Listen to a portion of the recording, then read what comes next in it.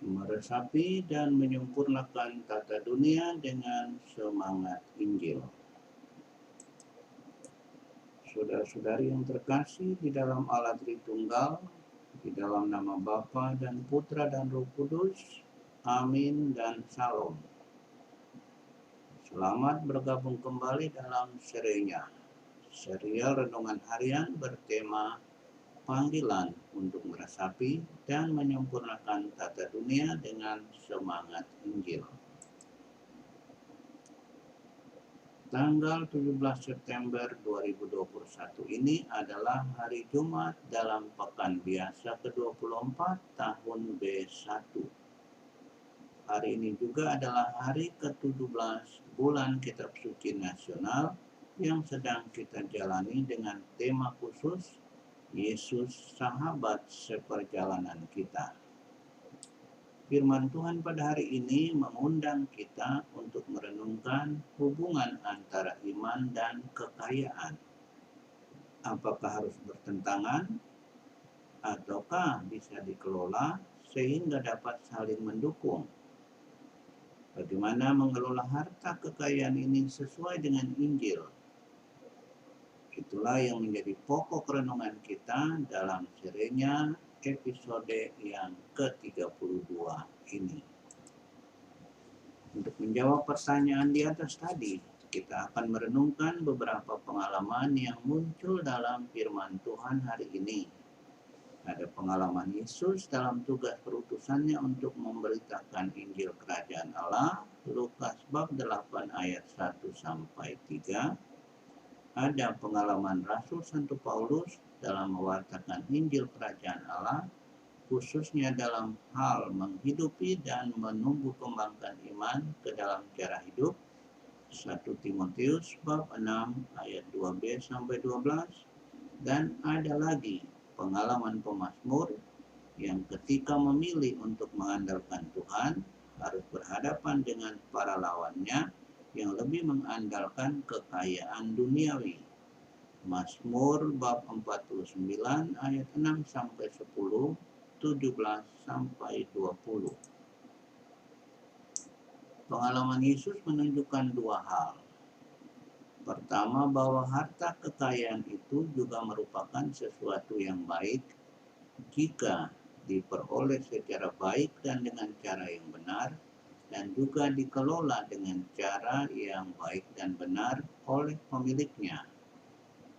Jadi, Anda sama sekali tidak dilarang untuk menjadi kaya. Para wanita kaya dalam Injil hari ini adalah contohnya. Mereka mendukung pewartaan Yesus dengan kekayaan mereka. Lukas bab 8 ayat 2-3. Kedua, ketika harta kekayaan itu tidak dikelola dengan baik, dia bisa menjadi penghalang bagi seseorang untuk menerima kerajaan Allah. Itulah yang terjadi dengan si pemuda kaya yang datang meminta nasihat Yesus untuk menjadi sempurna. Kata Yesus kepadanya, "Jikalau engkau hendak sempurna, pergilah, jualah segala milikmu, dan berikanlah itu kepada orang-orang miskin, maka engkau akan beroleh harta di sorga. Kemudian datanglah kemari dan ikutlah aku." Ketika orang muda itu mendengar perkataan itu, pergilah ia dengan sedih, sebab banyaklah hartanya. Matius bab 19 ayat 21-22.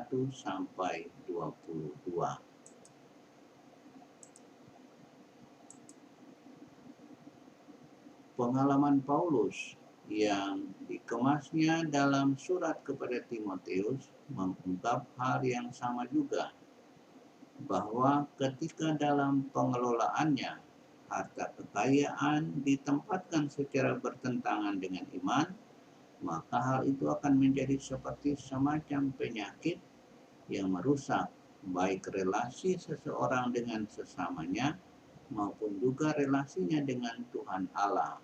1 Timotius bab 6 ayat 3-5. Intinya adalah bahwa kekayaan bisa saja membahayakan iman dan mendatangkan kebinasaan jikalau tidak dikelola dengan baik. 1 Timotius bab 6 ayat 9 sampai 10.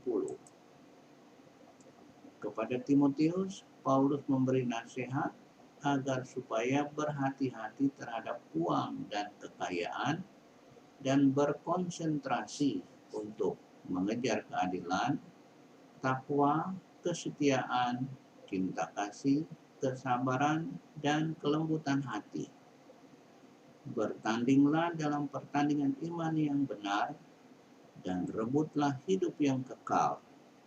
Untuk itulah engkau telah dipanggil dan telah engkau ikrarkan ikrar yang benar di depan banyak saksi. 1 Timotius bab 6 ayat 11 sampai 12.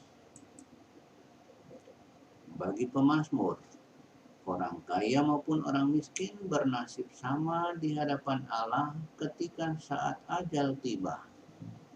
Karena itu, mengandalkan kekayaan pada akhirnya akan merupakan kebahagiaan yang sia-sia. Mengapa? Karena harta kekayaan tidak dapat dibawa melewati pintu kematian. Kekayaan itu hanya terkait dengan dunia ini saja. Sekalipun demikian, ketika kekayaan itu bisa dikelola dengan baik, kekayaan itu bahkan bisa juga membantu untuk mendapatkan sesuatu yang bisa dibawa melewati pintu kematian tersebut. Dan itulah kekayaan yang dikelola oleh para wanita kaya dalam Injil hari ini. Kekayaan mereka dikelola untuk mendukung pewartaan Injil. Dengan cara kelola seperti itu, mereka punya investasi untuk kerajaan Allah. Nah, saudara, terkait tugas untuk meresapi dan menyempurnakan tata dunia dengan semangat Injil, ada 2 cara yang kita temukan dalam firman Tuhan hari ini, sehubungan dengan pengelolaan dan penggunaan kekayaan duniawi. Pertama, kekayaan duniawi bisa digunakan untuk mendukung pewartaan Injil Kerajaan Allah. Dan yang kedua, juga bisa digunakan untuk mengejar keadilan, takwa, kesetiaan, cinta kasih, kesabaran, dan kelembutan hati.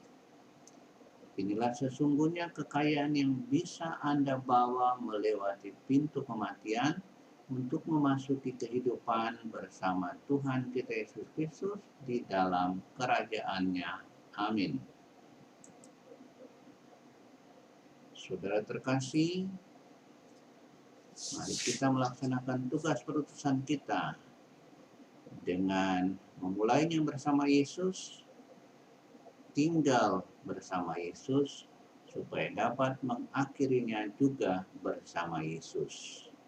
Diberkatilah orang-orang yang mengandalkan Tuhan.